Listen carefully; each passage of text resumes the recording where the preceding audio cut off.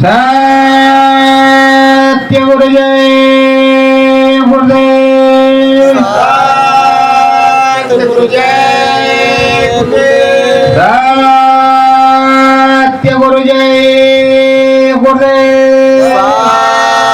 सत्य गुरु जय गुरुदेव। सत्य गुरु जय गुरुदेव। सत्य गुरु जय गुरुदेव। सतगुरु जय गुरुदेव नाम किसका? प्रभु का। प्रभु का पावन नाम। सतगुरु तो घट घट वासी हैं। सतगुरु तो घट घट वासी है। ये शब्द भेद अविनाशी हैं। ये शब्द भेद अविनाशी है। नाम गावे वेद बतावे। नाम गावे भेद बतावे। सत्य धाम के वासी हैं। सत्य धाम के वासी है। सतगुरु तो घट घट वासी हैं। सतगुरु तो घट घट वासी है। आगम निगम बखाने सतगुरु। आगम निगम बखाने सतगुरु। आदि अंत के साथी हैं। आदि अंत के साथी है। सतगुरु तो घट घट वासी हैं। सतगुरु तो घट घट वासी है। राम नाम का भेद बतावे। राम नाम का भेद बतावे। परम धाम सतगुरु समझावे। परम धाम सतगुरु समझावे। शिव भोला कैलासी हैं। शिव भोला कैलासी है। सतगुरु तो घट घट वासी हैं। सतगुरु तो घट घट वासी है। राम रतन धन सतगुरु दीना। नाम रतन धन सतगुरु दीना।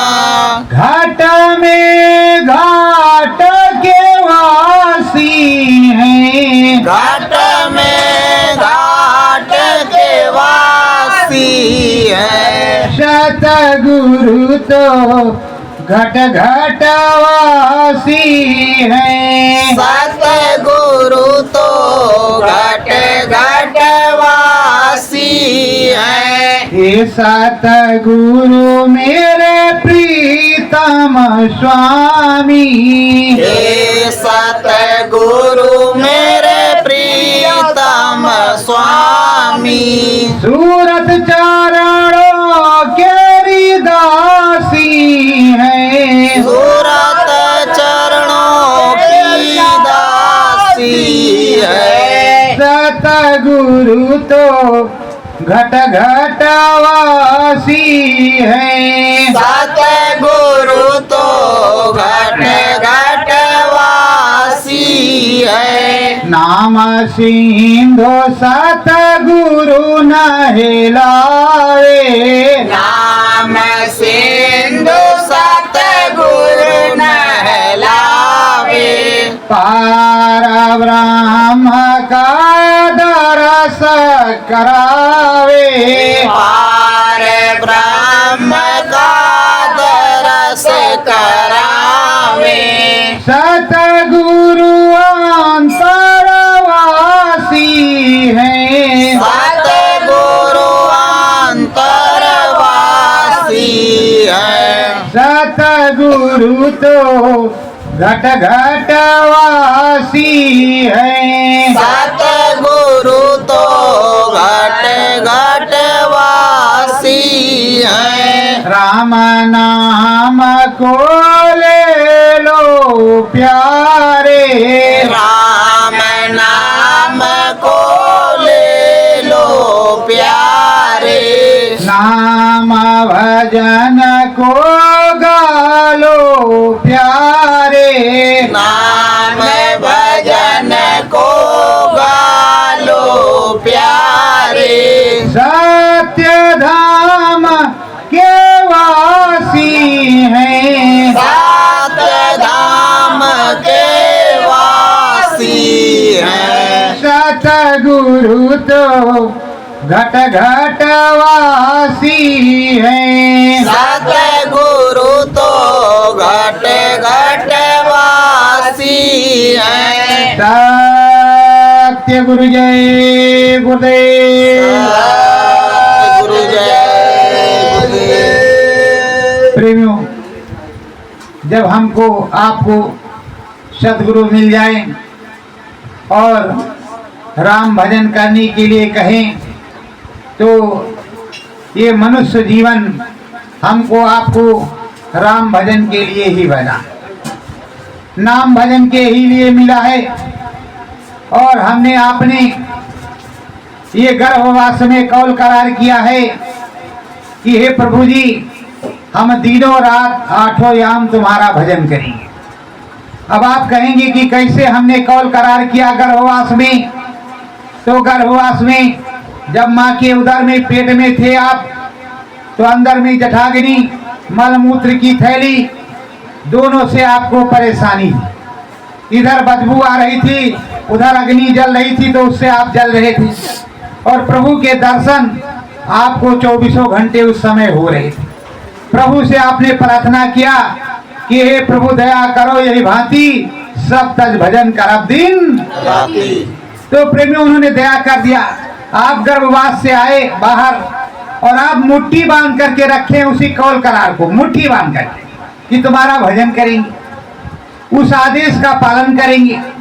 और जब तक आपकी बाल्यावस्था रही, जब तक आपको याद रहा कि हमें प्रभु का दर्शन हो रहा था, शब्द सुनाई पड़ रहा था, भगवान जी का कीर्तन भजन हो रहा था, तब तक तो आप उसमें मन लगाए रहे।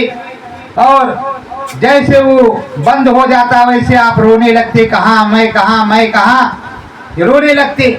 और जैसे माताएं बहनें थाली बजाती, दीपक जलाती और टार्च जलाती, वैसे आप चुप हो जाते थे।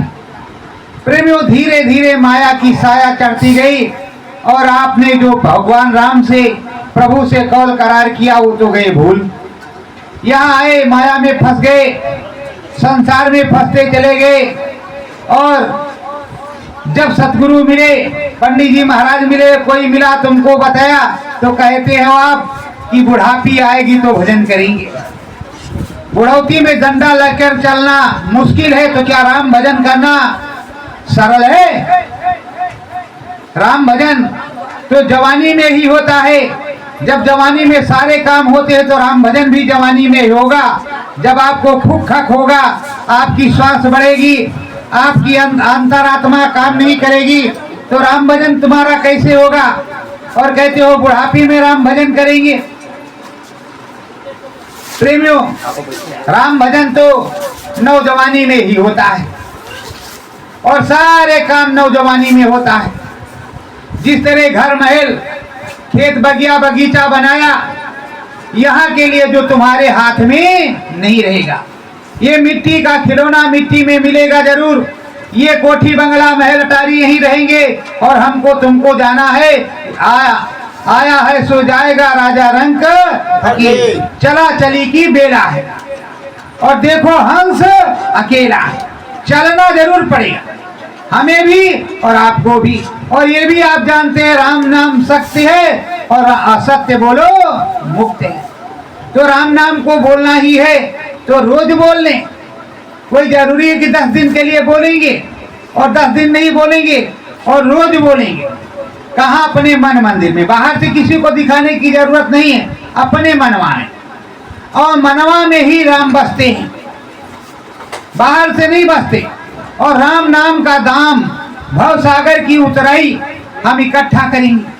धीरे धीरे धीरे धीरे जब हमारे पास इकट्ठा हो जाएगी तो जब हमारा हंस उड़ेगा तो राम नाम की उतराई रहेगी। हम भव सागर पार जाएंगे, अपने देश में चले जाएंगे, राम जी के पास पहुंच जाएंगे। और जब राम जी के पास होंगे तो राम नाम के प्यारे होंगे। प्रेमियों देखो, इस देश में कर्म विधान है। कर्म विधान विश्व रच राखा, जो जस कीन तास फल चाखा। यहाँ कर्मों का विधान है। जैसा कोई करता है वैसा भरता है, पूर्व से निर्धारित रहता है। पर समरस संत सदगुरु का अगर जीव है तो उस पे समरस संत सदगुरु की दया कृपा होती है और पूरी दया कृपा के साथ वो जीता है, जागता है। तो प्रेमियों, अब आप यहाँ आए हो और ये कह रहे हो कि बड़ा दुख है, भगवान जी ने बड़ा दुख दिया है, प्रभु जी ने, राम जी ने बड़ा दुख दिया है, ये कम है, वो कम है, ये ज्यादा है, वो आधा है। तो प्रेमियों, अब राम जी का सुन लो। अब राम जी का सुन लो कि राम जी को क्या क्या सुख रहा, क्या क्या दुख रहा। भय प्रकट गोपाला दीन दयाला कौशल्या हितकारी। वो प्रकट हुए पैदा नहीं हुए। जब प्रकट हो गए और कुछ दिन, जैसे आपका बच्चा 6 साल का हो जाता है, 5 साल बाद 6वें में तो कक्षा 1 में आपका नाम लिख दिया जाता। वैसे राम जी चारों भाई जब 6 साल 5 साल के हुए तो गुरुकुल में गए। गुरुकुल में पढ़ना लिखना, भिक्षा मांगना, कपड़ा धोना सब कुछ सिखाया जाता था। तुम्हारे बच्चे घर वापस आते हैं रोज शाम को या दोपहर को, लेकिन राम जी गुरुकुल में ही रहते थे, वहीं खाते वहीं सोते थे। लौट करके वो नहीं आते थे जब तक उनकी विद्या पूरी नहीं हो। वो वही गुरुकुल में रहते तो सब कुछ सीखा।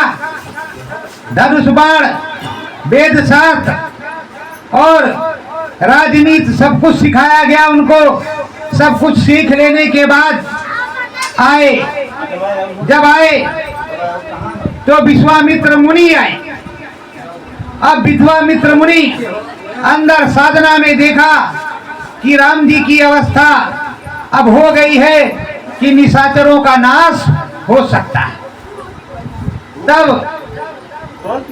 विश्वामित्र मुनि ब्रह्म ऋषि थे, ब्रह्म ज्ञान के जरिए सब कुछ जान लिया। तब गए मांगने और महाराज दशरथ से राम और लक्ष्मण को मांग करके लाए साथ में, और रास्ते में लेकर के गए तो कहा हम यज्ञ करते हैं, राक्षस हमारी यज्ञ पूरी नहीं होने देते, तो हे बचवा तुमको हमारे यज्ञ की रक्षा करना। अब रास्ते में जा रहे हैं तो ताड़का राक्षसी रास्ते में मिली। तो ताड़का राक्षसी जब मिली रास्ते में जंगल में, तो विश्वामित्र मुनि जी कह रहे हैं अब तो गुरु वही है जो ले गया मांग करके। तो कहा बचवा अब इसका वध करो तुम, इसका नाश नहीं होगा तो यज्ञ संपन्न नहीं होगा। तो राम जी ने उसका तरन तार किया, उद्धार किया। उससे आगे चले तो मारीच और सुबाहु को 400 योजन दूर एक सरकंडे के बाण से दूर पहुंचाया। और प्रेमियों उस समय सरकंडे का मतलब सेठे का बाण, सरपत मूंगे का बाण। और इस समय मिसाइल जाती है लौट करके नहीं आती। गोली मारोगे दगी तो ठीक, नहीं तो कहा मिस हो। तो विज्ञान तो वही ठीक था राम जी वाला। अब प्रेमियों वहां यज्ञ पूरा हो गया, जनकपुर से न्योता आ गया विश्वामित्र के यहाँ, और दशरथ के यहाँ न्योता नहीं आया।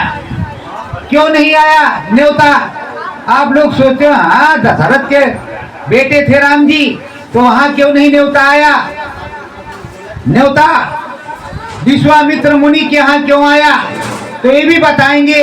अब निमंत्रण आया है तो अब वो चल रहे हैं जनकपुर की तरफ। विश्वामित्र मुनि ने अंदर में देख लिया कि आगे क्या होना है, तो लेकर के चले रघुराई को। गंगा जी के तट पर पहुंचे तो पूरी बात बताई कि तुम्हारे जो वंशज थे भगीरथ, वो तपस्या करके गंगा मैया को धरती पर लाएं। अब बताने के बाद वहीं पर बैठ करके गंगा माँ के किनारे जितने अस्त्र शस्त्र थे जो विश्वामित्र के पास, वो सारे अस्त्र शस्त्र राम जी को मंत्रों के द्वारा दे दिया कि भविष्य में ये काम आएंगे। और मैं ठहरा मुनि ऋषि, मैं तो कुछ करूंगा नहीं इसको, तो जो विश्वामित्र ने दे दिया। अब विश्वामित्र आगे पहुंचे गौतम ऋषि के आश्रम, जहां अहिल्या जो है पत्थर की हो गई थी गौतम ऋषि के श्राप से, उसमें चरण लगाया राम जी ने, और अहिल्या का तरन तार हो गया। अहिल्या का तरन तार हो गया। पूरे भारत और विश्व में राम जी का नाम हो गया कि चरण रज लगते ही गौतम ऋषि की पत्नी अहिल्या तर गई, उसका उद्धार हो गया। प्रेमियों, अब ये सब बातें पूरे भारत में फैल गई। उसके बाद में वहां से राम जी जनकपुर पहुंचे। अब जनकपुर में जो देखे वही कहे भाई ये जोड़ी तो अच्छी रहेगी राम जी की और सीता जी की, सभी लोग उनका सम्मान करें। पर अब वहां बैठे हैं और जनकपुर की शोभा देख रहे हैं। प्रेमियों, अब धीरे धीरे स्वयंवर की तैयारी हुई। तमाम राज राजे आए, रावण भी आया, बाणासुर भी आया, पर किसी ने धनुष को तिल भर नहीं हिलाया, ना तोड़ा, कुछ नहीं किया। और जब विदेही जनकराज अधीर हो गए, तब विश्वामित्र मुनि ने कहा कि बेटा राम उठो और धनुष पर पंचर्चा चढ़ाओ। गए राम जी मुनायमुन, मन ही मन में अपने सदगुरु को और शिव भगवान को और धनुष को प्रणाम किया। प्रणाम करने के बाद धनुष उठाया, प्रत्यंचा चढ़ाते ही धनुष टूट गया, और धनुष के टूटते ही भारी गर्जना हुई। और उधर परशुराम जो थे उनकी आंख खुल गई, वो तपस्या में थी क्योंकि पूरी धरती हिल गई। वो इतना बड़ा तेजस्वी धनुष था। प्रेमियों, फरसा लेकर के, धनुष बाण लेकर के जनक के दरबार में परशुराम आए। अब फरसा घुमाए, टहलाए। पहले तो सब राजाओं ने सोचा था कि धनुआ जरूर राम जी ने तोड़ा, लेकिन हम हजारों लोग मिल करके इनको मार डालेंगे और सीता जी को हम लोग ले चलेंगे। लेकिन जैसे परशुराम आए और देखा उनका फरसा और क्रोध हो, इधर उधर जैसे उछले, ये देखो भाई कौन किधर जा रहा कुछ पता नहीं। सिंहासन छोड़ छोड़ 9 2 11 किसी का था पता नहीं लग रहा था कि अब किधर जाएं, कैसे प्राण बचाएं। फरसे के आगे वो परशुराम जी का अवतार। अब लक्ष्मण जी से वो संवाद करते तो क्रोधित हो जाते, और जब राम जी बोलते तो कहते भगवान कोई आपका दास होगा, आपका भक्त होगा जिसने इसको तोड़ा होगा, क्यों गुस्सा कर रहे हो, क्यों क्रोध कर रहे हो, इस तरह के तमाम धनुष आपने दिए हैं, बनवा दिए हैं, आप क्यों प्रभु ये कर रहे हो। कहते तुम्हारा नाम क्या है? कहा मेरा नाम राम है। तो कहा मेरा नाम परशुराम, तुमने मेरा ही नाम रख लिया। तो कहा नहीं, आप हमको पहचान नहीं रहे हैं, अंदर में देखिए मेरा नाम राम है। तो कहा ठीक। अगर तुम्हारा नाम राम है और मेरा परशुराम, तो मेरा काम जब खत्म हो गया है और तुम्हारा शुरू हो गया है तो मैं मानूंगा तभी जब मेरे धनुष पर बाण चढ़ाओ।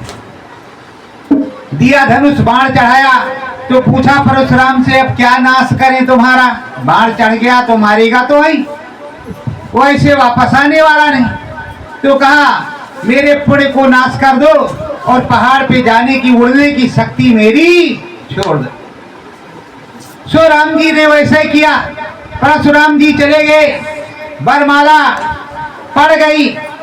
अब बात आई शादी की, तो राम जी ने कहा शादी तो हम नहीं करेंगे, जो वरमाला होनी थी हो गई गुरु जी के अनुसार, अब शादी नहीं करेंगे। अब परसी झंझट। और यहाँ के बचुआ जब गए, जयमाल हो गई तो पिताजी से पूछेंगे नहीं, पहले पहुंच जाएंगे।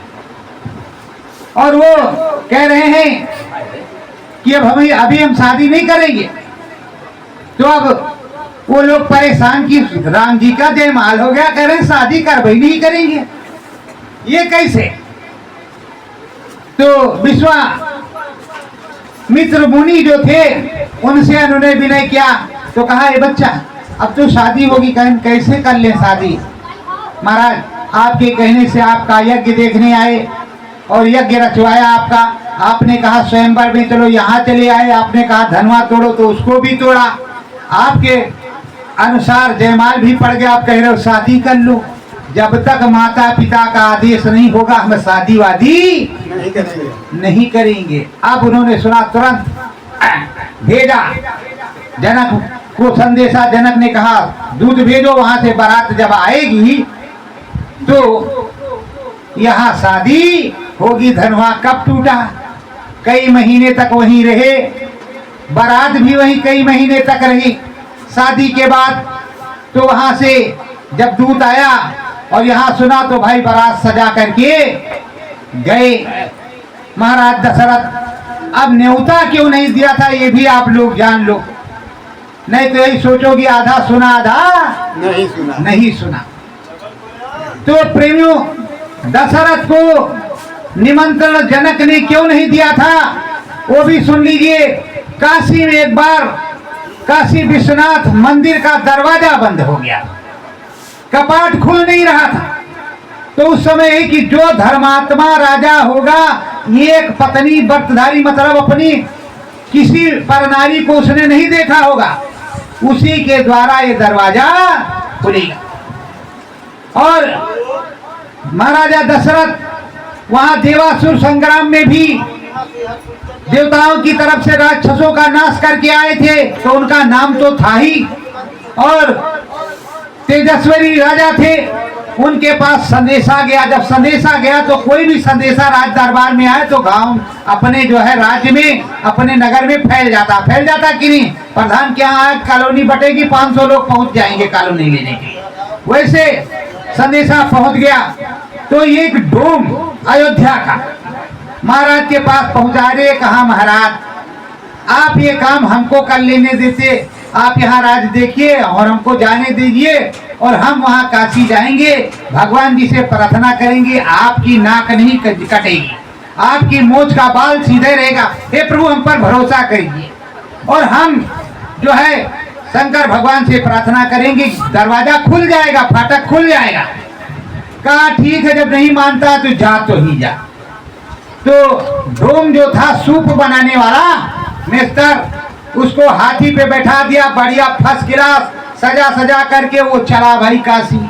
खाते पीते काशी पहुंचा, गंगा में नहाया, जल लिया, और जैसे वहां पहुंचा, जय प्रभु भोलेनाथ दर्शन दो महाराज, और जैसे आगे को हाथ बढ़ाया, जल का लोटा फाटक गया। पूरे भारत में हल्ला मच गया, और ये हो गया अवधपुरी का डोमरा, और देश के भूप उनकी सरबर को करे, बेच खात है सूप। सूप बेचने वाला दरवाजा खोल गया भाई राजा दशरथ के यहाँ का। अब ये बात जो है जनक को मालूम रही, तो जनक ने न्योता इसलिए नहीं दिया था कि कहीं डोमवई को ना भेज दें। अगर डोमवा को भेज दिया, धनुष टूट गया, तो बिटिया हमारी डोम घर जाएगी। इसलिए राजा दशरथ को निमंत्रण नहीं आया था, विश्वामित्र के पास आया था। जब धनुष टूट गया तो फिर दूत संदेशा लेकर के यहाँ आया।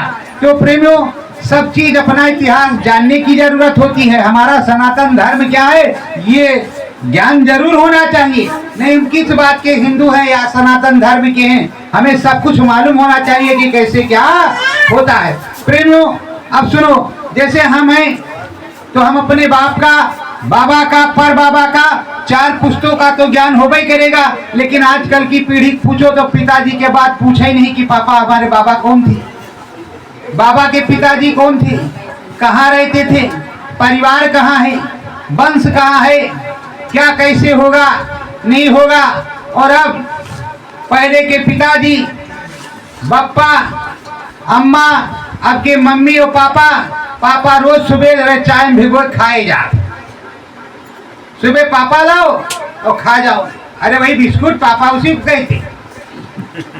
तो प्रेमियों, अब डैडी हो गए, मम्मी एंटी, चाची एंटी हो गई, अंकल। तो जितना पश्चिमी सभ्यता का छाप है सब आ गया और अपने देश का धीरे धीरे खत्म होता जाए। और यहाँ वाला दूसरे लोग अपना रहे, मौज कर रहे हैं और यहाँ वाले मर रहे हैं। जिसकी संस्कृति है वो छोड़ता जा रहा है और जिसके यहाँ की है नहीं वो अपनाता जा रहा है। वो सीताराम गाता जा रहा है और ये कह रहे सीताराम काहे बोलेंगे, जब बुढ़ौती आएगी तो बोलेंगे, अभी काहे बोलेंगे, अभी बाबा हो जाएंगे तो फिर कैसे जो है आनंद लेंगे। अरे भाई, जितने बाबा थे हमारे यहाँ उन्होंने आनंद नहीं लिया क्या? चलिए, अत्रि मुनि चित्रकूट में अनसुईया आश्रम पे, अनसुईया के पति थे अत्रि मुनि, और ब्रह्मा विष्णु महेश वहां बालक बन के खेलते रहे और तीनों देवियां उनकी बहुएं हो गई। बोलो वो भी तो इंसान ही थे, वो भी तो ऋषि थे, इसी देश के हैं, यही पासे में है, बिंद बेट से लगा करके चित्रकूट तक सब वही है, एक ही चीज की है, तपस्या का क्षेत्र। तो बताओ वो भी इंसान ही थी और तुम्हारे देश के हैं, कहीं और के नहीं। जो ब्रह्मा विष्णु महेश को बच्चा बालक बना दिया और वो तीनों देवियां अब अपने पति को नहीं पहचान सकती थी, कौन मेरा है कौन किसका है। दोनों हाथ जोड़ करके खड़ी हुई माता अनसुईया के सामने की, हे माता तो ही मार्गदर्शन कर, नहीं तो हमसे तो बड़ा पाप हो जाएगा। तो प्रेमियों, तुम तो वो क्षमता है, कहते हैं बड़े भाग्य मानुष तन पावा, सुर दुर्लभ सतग्रंथन गावा। देवताओं को दुर्लभ है जो तुमको मिला है मनुष्य शरीर। तुम सब कुछ कर सकते हो, तपस्या करके भगवान को प्राप्त कर सकते हो, लेकिन वो देवता बन गए, देवता की गद्दी पर बैठे हुए, उनकी योनि जाने कब बदले। और तुम को सारा हर प्रकार की छूट है, हर प्रकार से आप स्वतंत्र हो और हर प्रकार की प्राप्ति आप कर सकते हो। और सब कुछ होते हुए आप कहते हो हम कंगाल हैं, मुट्ठी बांध करके तो आए थे, लेकिन हाथ पसारे जाने के अलावा और कोई दूसरा रास्ता नहीं है। तो प्रेमियों, अगर वही दाम इकट्ठा कर लो, वही चीज इकट्ठा कर लो। आपने देखा होगा यहाँ काशी में महाराज कीनाराम रहते थे, वो मछली तो खा लेते थे पर मछली को जिंदा भी निकाल देते, मुंह से जिंदा भी निकाल देते थे। तो उन्होंने किसी को ये नहीं कहा था हम ये काम कर रहे हैं तो तुम भी करना, ये नहीं कहा था। और काली माई को जो कोई जानता है तो वो रक्त बीज को जो है मारती थी और वो अपने खप्पर में उनका जो है रक्त रोप लेती थी, भर लेती थी कि नीचे गिरेगा तो और पैदा हो जाएगा। अब ये थोड़े कहा था कि तुम किसी को काट डालना। तो प्रेमियों, ये तुम्हारे दिमाग की प्रवृत्ति है। अब वहां शादी हो गई राम जी की, चारों भाइयों का ब्याह हो गया, खूब पहुनाई हुई, अयोध्या लौट करके आए तो महाराजा दशरथ ने देखा कि काफी दाढ़ी मूछ पक गई, दाढ़ी मूछ पक गई है, हमें वानप्रस्थ में चला जाना चाहिए, जंगल में वहां बैठ करके तपस्या करें और वहीं राम भजन करें। तो सोचा कि ये राज्य जो है राम जी को राज तिलक कर दिया जाए और हम वन में चले जाएं, वानप्रस्थ का हो जाएं। जैसे उन्होंने व्यवस्था किया तो लोग केकई को तो अबजस लगाते हैं, केकई त्रिकालदर्शी थी, अंतरात्मा में देखने वाली। वो जानती थी कि ये प्रभु परमात्मा भगवान है, और अगर घर में यहाँ बैठे रहेंगे तो जंगल में जो निशाचर हैं उनका नाश कैसे होगा, पापी कैसे मरेंगे। तो प्रेमियों, उसने तब ऐसा किया। अब सोचिए कि भक्ति के लिए आप पर कहते हो हम भक्त हैं, और एक भक्त वो भी है सेबरी, माता सेबरी एक भक्त है, भीलनी। छुआछूत तब भी था, छुआछूत आज भी है। वो भीलनी रोज रास्ता बहारती अपने गुरु के कहने से, मतंग ऋषि की शिष्या सेबरी रोज रास्ता बहारती, रोज फूल बिछाती, रोज पानी लाती, रोज पूछते तेरे राम कब आएंगे, तो आज ही आएंगे, आज शाम तक आ जाएंगे। फिर कोई कहता नहीं आज ही आएंगे, देखो ताजे ताजे फल लाए। उसको आज करते करते करते जवानी से बुढ़ापा आ गया, और उसने ना तो रास्ता में फूल बिछाना बंद किया और ना बेर तोड़ करके भोग लगाना बंद किया, क्योंकि उसके गुरु का आदेश।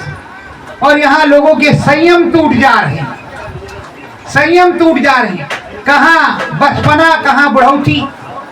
अब राम जी चले तो अयोध्या से वनवास हुआ, चले तो वहां से सिंहबेरपुर आए, और सिंहबेरपुर में केवट ने क्या काम किया, कहा महाराज हमको मालूम है अगर हमारा नैया कहूँ नारी बन गए तो एक तो पहले से दूर हो जाए, तो हम कहाँ से खवाऊ कमा, कैसे कमाएंगे, कैसे खिलाएंगे। ये तो पहले से है, और दूसर की हो गए महाभारत। और हमने सुना कि तुम्हारे चरण रस से पत्थर नारी हो गई है, अगर इसको झुलवाओगे और हम इसको पिएंगे, और जब खूब पी लेंगे देखेंगे हम नारी नहीं बने, तब तो तुमको पार उतारेंगे। वो जानता था कि अगर नारी तर सकती है वो, तो हम पी लेंगे, हम भी तर जाएंगे, साथ में हमारे घर पुरखे तर जाएंगे, और जो है हमारे जो पुरखे चले गए वो भी तर जाएंगे। उसने चरण को धोया, कहा महाराज रुके रहो भाई, 10 मिनट पे बाद में उतारेंगे, आप चिंता मत करो, उतारेंगे जरूर। पिया, पीने के बाद कठौता भरा और ले गया जहाँ शमशान था, कुछ अपनी देवी को दे दिया, भर के रख ले, आगे काम देगा। और उसके बाद में जो शमशान था उसका वहाँ सब छिड़काया और रख भी लिया, और उसके बाद में कहा चलो महाराज। और जब उतार दिया तो राम जी ने कहा कि भाई उतराई, तो माता जी ने अंगूठी दिया और उसने लिया नहीं, कहा हे प्रभु इधर हमने तुमको उतार दिया है, जब हम उधर आए तो हमको उतार देना। तो भाई ज्ञानी वो है कि हम आप हैं। उसने उधर की बात की कि उतार देना अगले बदले में, तुम उधर के घटवार हो, उधर के मल्लाह हो, हम इधर के हैं। तो सदगुरुदेव भगवान उधर के मल्लाह हैं, इधर के नहीं, वो उधर के मल्लाह है, उधर के मार्गदर्शक, इसीलिए सदगुरुदेव भगवान की जय बोली जाती। तो प्रेमियों, अब वहां वो उतर गए। उतरने के बाद भरद्वाज मुनि के आश्रम गए। आजकल मुनि महात्माओं से कोई पूछता नहीं, और उन्होंने भरद्वाज मुनि आश्रम में स्थान ग्रहण किया। जो भी भोजन प्रसाद उनको मिला, कंदमूल फल वो खाया, और बाद में ब्रह्म प्रार्थना की। भगवान और क्षत्रिय उच्च कोटि के होते हुए, एक राजा होते हुए, और भरद्वाज मुनि को हाथ जोड़ करके प्रभु राम बोल रहे हैं कि हे प्रभु बताइए हम अपनी कुटिया कहाँ बनाएं, हमें वनवास हो गया है तो हम कहाँ पर निवास करें। तो कहा देखो ये जमुना जी हैं, बांस का बेड़ा बना लो, इसको पार कर जाओ, उस पार बरगद के पेड़ के नीचे तमाम ऋषि गुप्त रूप से तपस्या कर रहे हैं, उनको प्रणाम करके आशीर्वाद ले लेना, और उसके बाद में चले जाना चित्रकूट मंदाकिनी नदी के किनारे, वहां कामतगिरी पे अपना कुटिया बना लेना और आराम से वहीं रहना। वो तपोस्थली पवित्र स्थान है। तो राम जी ने भरद्वाज मुनि से पूछ करके सारा काम किया और गए, वहां रहने लगे। जब अयोध्यावासी परेशान करने लगे, भरत जी भी पहुंचने लगे, जो देखो वही लाइन लगाए है, तो कहा यहाँ रहना ठीक नहीं है। 12 साल तक चित्रकूट में रहे। 13वें साल वहां से अनुसुईया आश्रम, आगे के आश्रम में नारायण वन, खर वन, और उधर फिर पंचवटी पहुंच गए। जब पंचवटी पहुंचे तो अब 13 वर्ष हो गया। 14वें वर्ष में उन्होंने कहा माता से कि देखो वैदेही, जब तक करो अग्नि में वासा तब तक करो निशाचर नासा। तो उन्होंने माया की सीता बनाई और जो असली सीता थी वो अग्नि देवता के साथ भेज दिया, क्योंकि वो पहले उसी से प्रकट हुई थी, उसमें भेज दिया। और इधर जो रचाओ सीता का हरण हो गया, खरदूसर का मरण हो गया, शुभनखा की नाक कट गई। तो अब राम जी सीता खोज में चले, जबकि भगवान है कहते हे मधुकर, हे मृग, हे तरु, हे कानन, हे पेड़ पहाड़, अरे तुमने सीता को देखा है? जैसे पागलों की तरह वो बोल रहे, लोग देख करके कह रहे हैं कि अरे भगवान है, देवी देवता चक्कर में पड़ गए कि भगवान है, ये तो खुद कह रहे कहाँ है, तो जानते थे कि कहाँ है। और जबकि जटायु ने बता ही दिया था, फिर भी वो चलते रहे।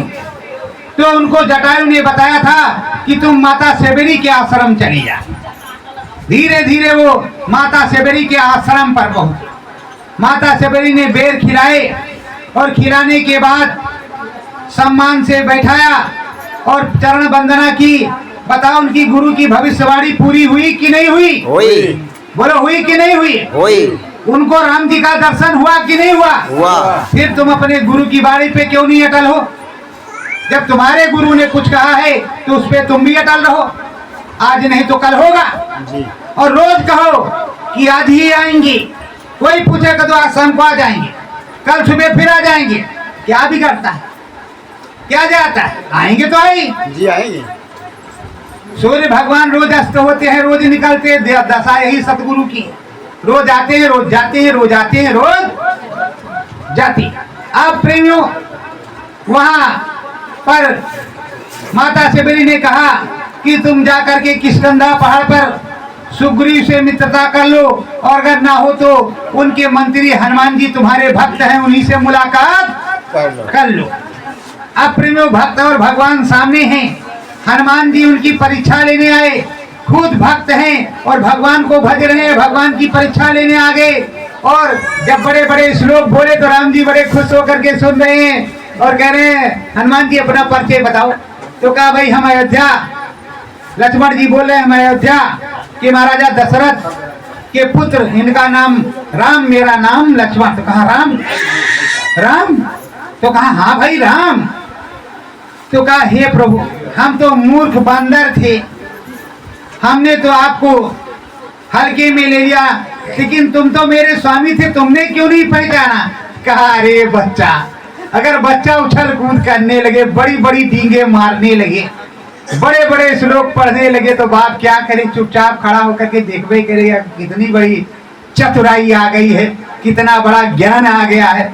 चरणों में गिर पड़े हनुमान जी और अपने कंधे पे बिठाया और ले गए और उनको एक मंत्र बताया। उस मंत्र में क्या मंत्र था? मंत्र ये था, सुमिर पवन सुत पावन नामू, अपने बस कर राख्यो राम। बताओ, उनके अंदर ये क्षमता हो गई, आप भी भक्त हो भगवान की, कि उन्होंने अपने भगवान को अपने बस में कर लिया। भाव का भूखा है भगवान और भक्त के बस में है भगवान।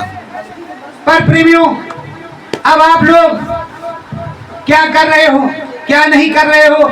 बुढ़ौती आ गई है, दादा सोच रहे बेटुआ हमार नतीवा बिया हो जात, नतियों के नतीवा हो जात, तो हम देख ले तो होगा बिया, तब जाए तो ज्यादा अच्छा रहा।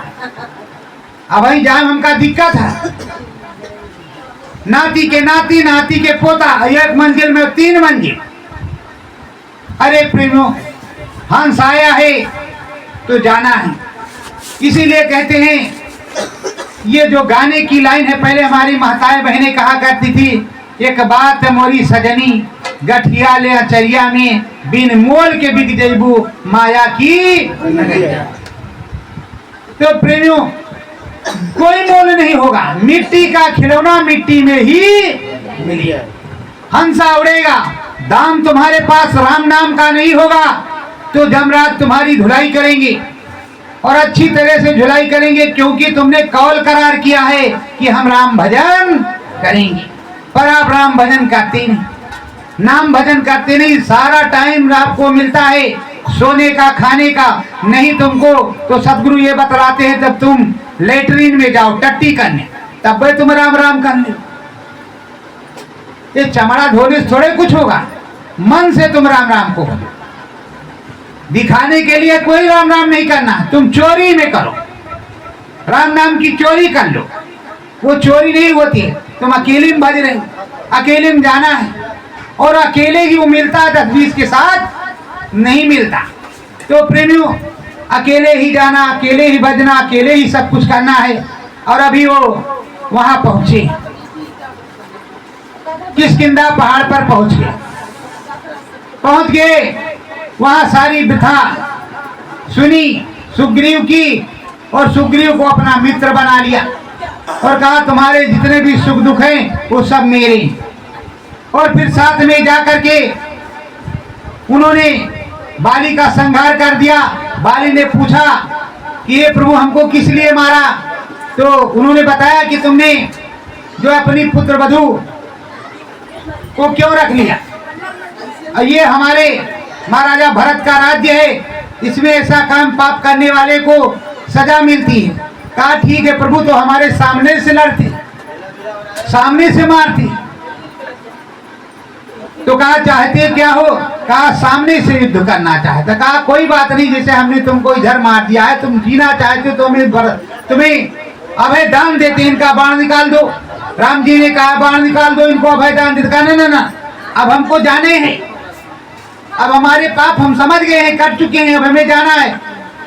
लेकिन प्रेमियों, यहाँ कर्म विधान है। जब उसको बाण लगा, उसका प्राण छूट गया, फिर जब बदला यहाँ देना पड़ता है।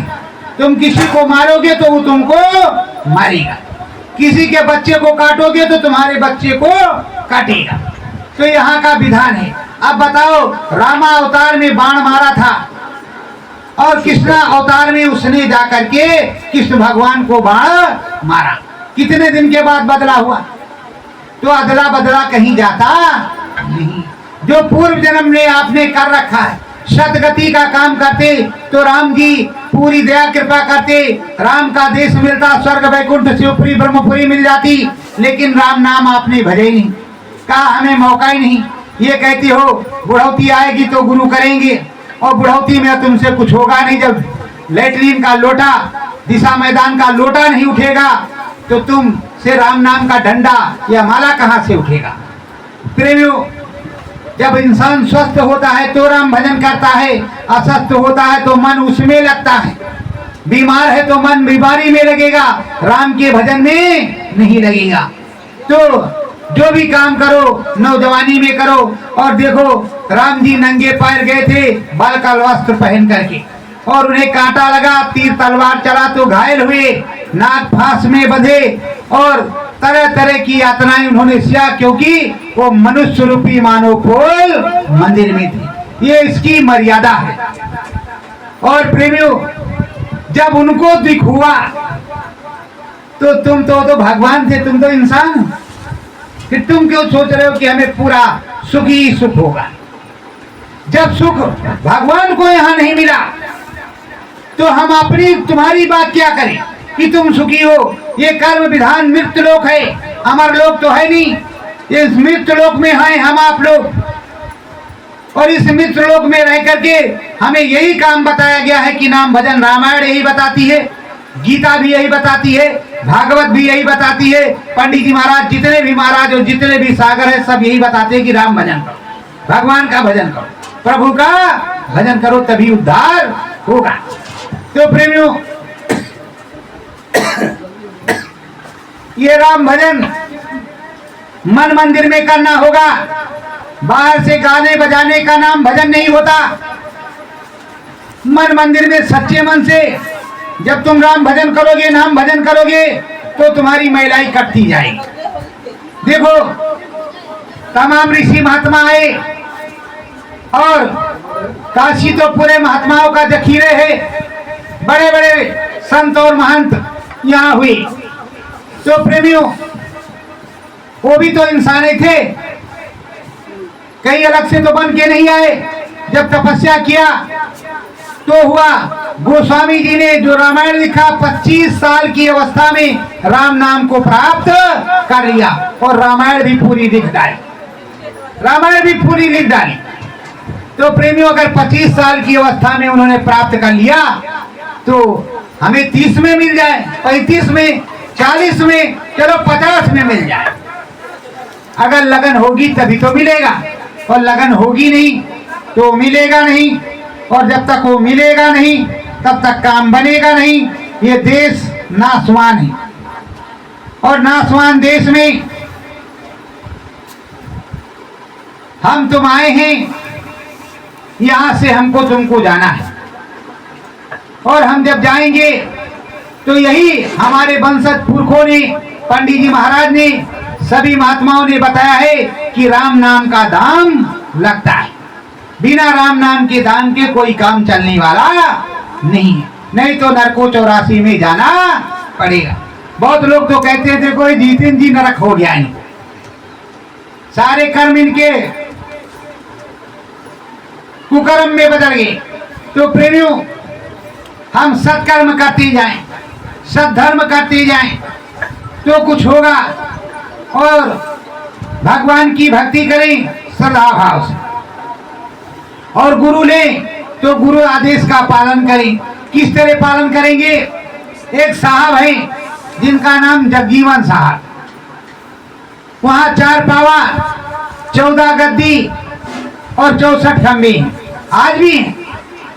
प्रेमियों, जब साहब ने एक बार परीक्षा ली तो उन्होंने कई चने मंगाए, एक मुट्ठी चना मंगाया, और चना मंगाने के बाद कहा किलो रामचल तुम ले लो, श्याम सुंदर तुम ले लो, नंदू तुम ले लो, रामचरण तुम ले लो, और जब हम ये चना मांगेंगे तो हमारा चना वापस हमको सुरक्षित किसी तरह मिलना चाहिए। उन्होंने परीक्षा लिया कि ये हमारे नाम को कौन सुरक्षित रख रहा है, कौन नाम भजन कर रहा, कौन नहीं कर रहा। अब वो चने को ले जा करके किसी ने संदूक में, बक्से में बढ़िया रखा, किसी ने तिजोरी में रखा, किसी ने हंडी में करके गाड़ दिया जमीन में, और किसी ने क्या किया। अब दूरंदाज सोच रहे हैं भगवान, हे प्रभु क्या करें, ये कई चना कल एक घुन लगा तो सत्यानाश हो जाएगा। अब उनको रात दिन नींद ना आवे, हे भगवान, हे प्रभु, ये सदगुरुदेव भगवान बताइए अब हम क्या करें, कैसे क्या करें। रात में सोच रहे थे, और वही भादों का महीना उतरने वाला था, क्वार लगने वाला था। तो किसी ने कहा हो दूरन का चना वना ना बोआ जाए भैया, समय आ गया है। हाँ बिल्कुल बोआ जाए। बात दिमाग में आया कि इससे अच्छा मौका नहीं है, उस चने को बो। बस उन्होंने खन खून करके खाद वाद डाल करके गोबर की बो दिया, और अगल बगल उसके खूब अच्छे से रूंद मान दिया, और वो अंकुरित हो गया। उसमें जैसे भी जल पानी ऊपर की कुदरत की दया से मिलता रहा, वो तैयार होता रहा। उसी की रखवाली उन्होंने 6 महीने तक किया। बाकी खेत देखें कम, उसको देखें ज्यादा गुरु वाले को। जब तैयार हो गया, पेड़ पक गया, उसको पीट पाट करके फिर से रख लिया। अब फिर से रख लिया, अब रखे हैं। अगले साल फिर वो एक आध खटिया के लिए बेसार हो गया, उसको फिर से रखाया, फिर बिगहे का हो गया, बिगहे से 10 बिगहे का हो गया, अब कई बिगहे का हो गया। अब जहां देखो गुरु महाराज का चना ही चना दिखाई पड़े। अब गुरु महाराज पहुंचे, जिसके यहाँ जाए कहा चना, मेरा चना लो। चना सड़ गया, किसी का भुन गया, किसी का खा गया। जब दुल्हन दास के यहाँ पहुंचे, कहा बच्चा चना कहा? महाराज ये सब तुम्हारे चना लगा, किसी और का चना नहीं, जितना मर्जी ले जाओ और सब ले जाओ प्रभु, हमको एक भी दाना चाहिए नहीं। आपने कहा था कि इसको रखना, हमने सब रख दिया। ये देखो रखा है पूरा बकार का बकार। और चैत के बाद बैसाख में गए थे, वो कट पिट करके रखा गया। आप देख रहे साहब का ये सब मेरे कहा? हाँ प्रभु ये तेरे सब तुम्हारा ही है। वो एक चना जो दिया था तो कहा किया क्या? कहा एक को बोया, अनेक हुआ, अनेक से महा एक हुआ, फिर महा से समुद्र हो गया। ये सब समुद्र आपा ही कहा है, हमारा कुछ भी है नहीं। कहा ठीक है। चलो इसको हमको नहीं ले जाना, तुम यहीं रखो, बेच बिक्री लो, जो कुछ करना करो, और हम तुमको दे रहे हैं प्रभु का मंत्र। अब तुम्हारी कई पुश्ते पार चली जाएंगी। तो गुरु महाराज ने उनको आशीर्वाद दे दिया, बरकत दे दिया। अब बताओ, जब तुम्हें गुरु का धन जोगना नहीं आएगा, रखना नहीं आएगा, तो तुम फेंक फाक दोगे कि नहीं फेंक फाक दोगे? तो तुम्हें गुरु मंत्र मिला नाम भजन के लिए, राम भजन के लिए। आप सोचो कि रखे हैं इधर, जब हमारा मन कहेगा तब निकाल करके उसको चालू कर लेंगे, और उसके बाद में जब मन कहेगा तो जेब में रख लेंगे। अरे गुरु मंत्र कोई जेब में रखने वाला चीज, उसको रोज भजने की चीज, रोज उसमें लगन लगाने की चीज। मन मंदिर नाम भजन प्यारे, मन मंदिर नाम भजन प्यारे, रहना तुझको है यही प्यारे, रहना तुझको यही प्यारे, चोलाए कदी न चले अकेला, चोला एक दिन चले अकेला, छूट जाएगा जगत का ये मेला, छूट जाएगा जगत का ये मेला, राम शहर की डगर प्यारे, राम शहर की डगर प्यारे, भज राम नाम अंतर प्यारे, भज राम नाम अंतर प्यारे, राम नाम सबसे सुखदाई, राम नाम सबसे सुखदाई, नाम भजन तेरो बन जाई, नाम भजन तेरो बन जाई, साची लगे लगन प्यारे, साची लगे लगन प्यारे, कर ले तू नाम भजन प्यारे, कर ले तू नाम भजन प्यारे, राम भजन से कर्म कटेंगे, राम भजन से कर्म कटेंगे, पार देश में हम भी चलेंगे, पार देश में हम भी चलेंगे, गहले राम चरण प्यारे, गहले राम चरण प्यारे, कर ले तू राम भजन प्यारे, कर ले तू राम भजन प्यारे, प्रेमियों, यहाँ जगत में है 24 घंटे होते हैं, दिन और रात मिलाकर। इस 24 घंटे में नहीं ज्यादा तो 1 घंटे सुबह, 1 घंटे शाम प्रभु का भजन के लिए निकाल लो। अगर नहीं निकलता तो चलो सोते समय जब सोने लगो तो प्रभु जी का, गुरु जी के बताए हुए नाम के सहारे सदगुरु जगदेव बोलते बोलते सो जाओ, बोलते बोलते सो। रात भर तुम्हारा मनवा भजन करता ही रहेगा, क्योंकि तुम सोते रहोगे, मन भजता रहेगा, और जब मन भजता रहेगा तो तुम्हारा भजन राम जी के दरबार में लिखा जाएगा कि आज उसने 8 घंटे सोया और 8 घंटे राम भजन किया।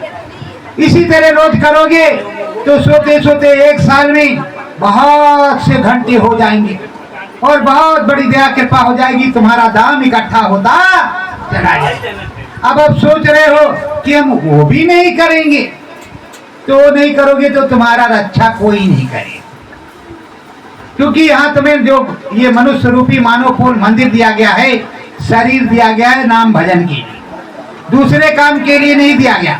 राम भजन नाम भजन के लिए, ये राम भजन और नाम भजन तुमको करना ही होगा। तो प्रेमियों, राम भजन करो, नाम भजन करो, महिलाई काटो और चतुराई से लगे रहो। देखो ये देश एक सराय है, यहाँ जिसका भजन करोगे वो तुम्हें मिलेगा, आएगा, समझाएगा, बताएगा और परम धाम ले जाएगा। ये परम धाम ले जाने की सच्ची विद्या यहाँ से है। और देखो गुरु किया है तो अगर सच्चा गुरु है तो परीक्षा भी लेगा कि भगवान जी को ये सही में मानता है कि झूठ करता है। क्योंकि हरिश्चंद्र की भी परीक्षा हुई है, मोरध्वज की भी परीक्षा हुई है और तमाम लोगों की परीक्षा हुई है इसी देश में, और जो परीक्षा में सफल उतरे हैं।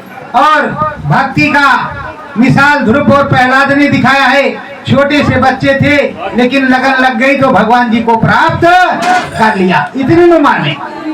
और प्रेमियों, तुम्हें तो गृहस्थ में रहना है, गृहस्थ में रह करके हर प्रकार से भजन करते रहो, अपने बाल बच्चों की सेवा, खेती दुकान भी करते रहो, दफ्तर भी करते रहो और राम भजन भी करते रहो। राम भजन करते रहोगे सारा काम बनता रहेगा। और ये नाम भजन बड़ा सुखदायी है, पर ये श्रद्धा भाव से हो, बिना भाव के कुछ होने वाला नहीं। भाव से करोगे तो होगा। और ये बात सुन लो, जो तुम्हारे गुरु हो उन्हीं को गुरु मानना। गुरु कहीं भी चला जाए पर तुम कहीं मत जाओ, उसके नाम के सहारे और उसी के सहारे अपना जीवन बिता दो। ये नहीं कि गुरु के गुरु दादा से काम चलेगा या अब नए नए गुरु हो गए उनसे काम चलेगा, ये सब कुछ नहीं। तुम अपने गुरु के सहारे रहो, किसी दूसरे के पास नहीं जाओगे। अगर समर्थ संत सदगुरु मिल गया है तो, और अगर गुरु समर्थ नहीं मिला तो कहते जब तक गुरु मिले नहीं साचा तब तक गुरु करो 10 5, चाहे 10 कर लियो चाहे 10 20 कर लियो, बदलते रहो, कोई चक्कर नहीं है। अगर सच्चा गुरु मिल गया है तो चुपचाप बैठ करके राम नाम भजन करते रहो। ये राम नाम भजन ही हमको आपको पार लगाएगा, दूसरी चीज पार लगाने वाली नहीं है। तो प्रेमियों, ये सच्चाई है, परमानंद सुख है। और आप सोच रहे हो कि हम बड़े सुखी नहीं हैं, भगवान जी सुखी है। बताओ किस भगवान सुखी रहे, किस भगवान सुखी रहे?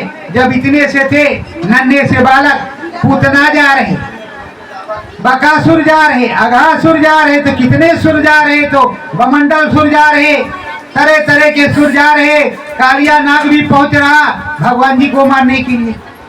बताओ प्रभु जी को मारने के लिए तो कौन सा सुख था? आराम से पलने में पड़े थे क्या? सुख था। और उसके बाद में जो पढ़ लिख करके नौजवान हुए तो कंस ने बुलाया, कहा यही मार डालो, मथुरा में मार दो। जब मथुरा पहुंचे तो रास्ते में हाथी को खूब शराब पिलाया और छोड़ दिया कि ये मार डालेगा। हाथी के दांत उखाड़े और हाथी को मार भी दिया जैसे भगवान ने। और उन्होंने रास्ते में कुबरी मिली, वो भगवान की बड़ी भक्त थी। तो वो जब कुबरी रास्ते में मिल गई तो कहा कहाँ जा रही हो सुंदरी?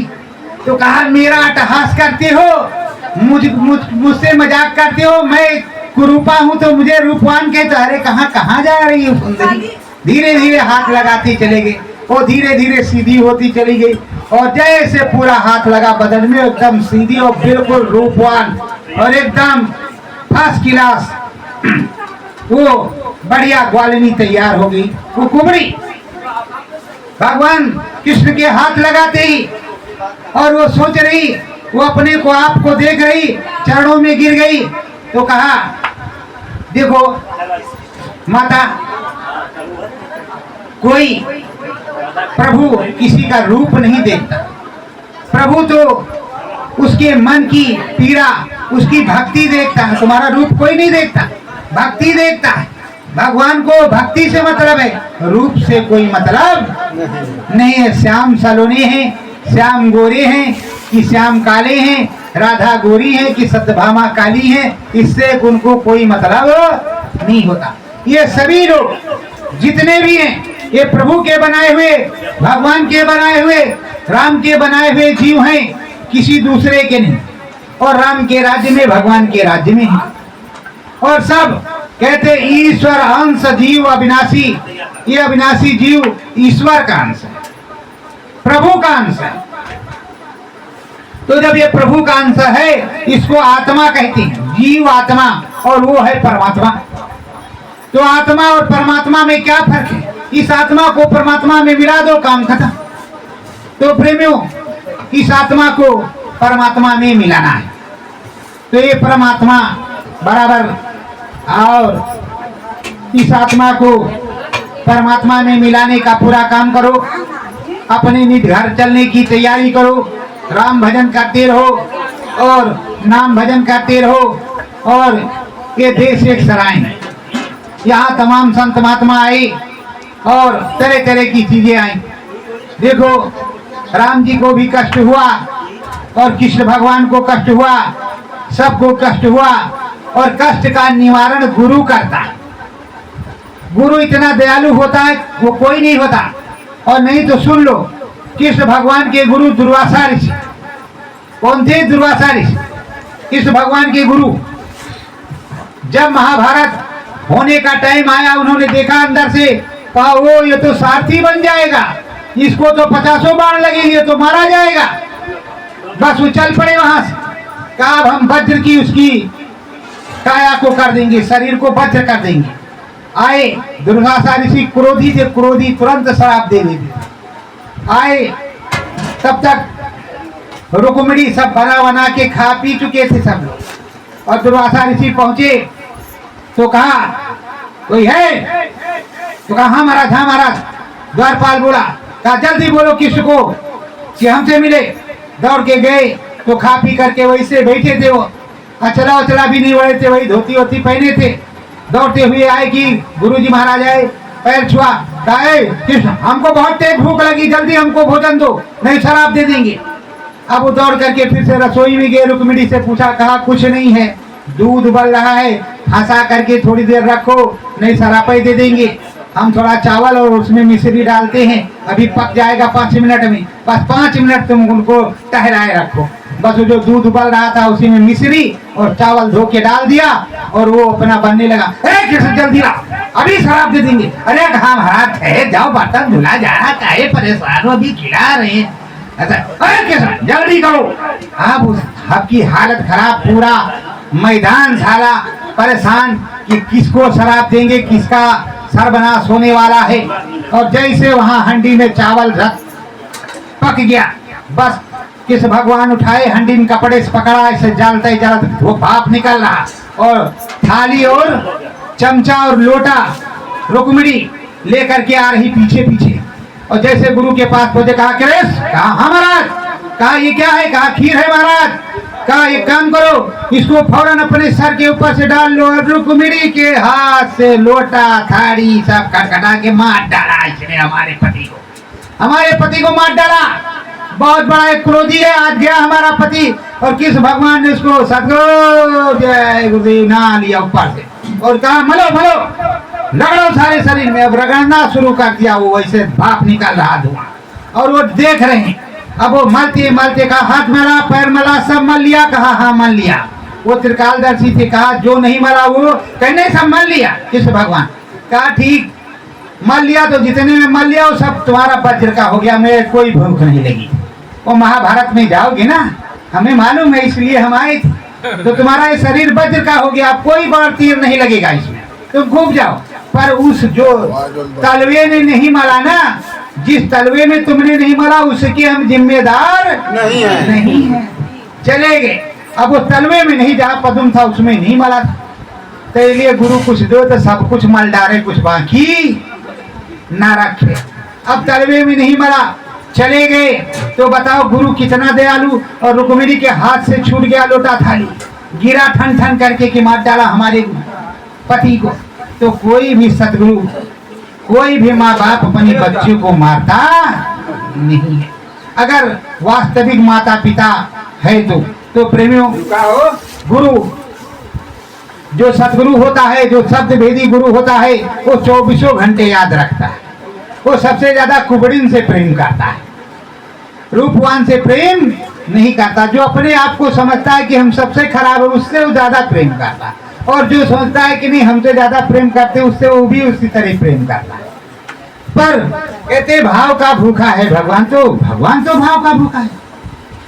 सेबरी एक भीलनी थी जिनके हाथ का कोई पानी नहीं पीता था, उसके हाथ की वो बैर खा रहे बैठ करके, वो जूठी बैर दे रही, वो खा रहे आराम से, जूठा उसका खा रहे। और लक्ष्मण जी कह रहे रे बाप कौन धर्म भ्रष्ट कराएगा, जो उनके हाथ में आते उसको पीछे फेंक देते, जा भैया सीताराम, जा भैया सीताराम। और इधर राम जी अपना प्रेम से खाए और चल रहे। तो वही हाल है, खाए विदुर घर साग, दुर्योधन की मेवा त्यागी, खाए विदुर सर साग। तो वो प्रभु है, वो दयालु है, दीनवान है, धीरवान है। वो तुम्हारे भाव को देखता, तुम्हारे माया को नहीं देखता, तुम्हारे धन को नहीं देखता, तुम्हारे केवल मन को देखता है, आत्मा को देखता, आत्मा को ही परमात्मा देखता है। वो निर्मल होनी चाहिए बस, बाकी कोई चीज हो अथवा ना हो। और प्रेमियों, अगर तुम भक्ति करोगे तो अपने मन मंदिर में करोगे, बाहर से कोई भक्ति नहीं होती। दिखावे का नाम भक्ति नहीं, तिलक चक्र टीका का नाम भक्ति नहीं। भक्ति मन में होती है, शक्ति मन में आती है। भगवान जी का दर्शन शिव नेत्र ब्रह्म ने शिव शक्ति में होता है। ये शिव नेत्र तुम्हारे सबके पास है, कोई नहीं बाकी की जिसके पास शिव नेत्र ना हो। अगर आपको नहीं मालूम तो हम बताएंगे। जब रात में आप सो जाते हो तो स्वप्न देखते हो कि हम भंडारी माई के यहाँ गए, चकिया चले गए, बबुरी चले गए, या चंदौली चले गए, बनारस चले गए। तो कैसे गए? सो तो आप यहाँ नहीं थे, फिर गए कैसे? तो जो गया था तुम्हारा मन, तुम्हारी जीवात्मा वही, और जिस आंख से वहां देखा था वही जीते जी, मतलब होशो हवास में उस आंख से दिखने लगे, उसी को त्रिकालदर्शी कहते हैं, उसी से भगवान जी दिखते हैं। इसलिए किसी के भी पास ऐसा नहीं है कि शिव नेत्र नहीं है, तीसरी आंख नहीं है, सबके पास। तो सबके पास तीसरी आंख है, सबके पास ज्ञान चक्षु है, दिव्य नेत्र है। तो उस दिव्य नेत्र का इस्तेमाल करो, ज्ञान चक्षु का इस्तेमाल करो। अगर श्याम से प्रेम है तो राधा बनना सीखो, सत्यभामा बनना सीखो। और अगर प्रेम नहीं है तो मन न लगाओ रंगायो जोगी कपड़ा, कपड़ा रंगा के खूब भी घूमो, कुछ नहीं मिलेगा। आते रहो जाते रहो, क्योंकि गुरु को और भगवान को रोज लोग बेचते और उसको तौलते रहते हैं। अगर पानी बरसे तो भगवान की ऐसी तैसी, ना बरसे तो ऐसी तैसी, गर्मी हो तो ऐसी तैसी, ना हो तो ऐसी तैसी। मतलब सब कुछ भगवान ने ठेका लिए हैं, कोई इंसान ठेका नहीं लिए। तो प्रेमियों, आप सबको सोचना चाहिए, समझना चाहिए, लगन मगन होकर के प्रभु जी का भजन करना चाहिए। और प्रभु का भजन करोगे, प्रभुमय हो जाओगे, राममय हो जाओगे, सदगुरुमय हो जाओगे, तो सत्यता का काम बन जाएगा। आप लोग सत्यनामी बनो, सदगति को प्राप्त करो, सद्बुद्धि रहो और सदगुरु में मिल जाओ। बोलो सदगुरुदेव भगवान की। अब प्रेमियों, गोविंद सिंह राजपूत जी थोड़ा सुनाएंगे भी और आरती भी यहाँ करवाएंगे।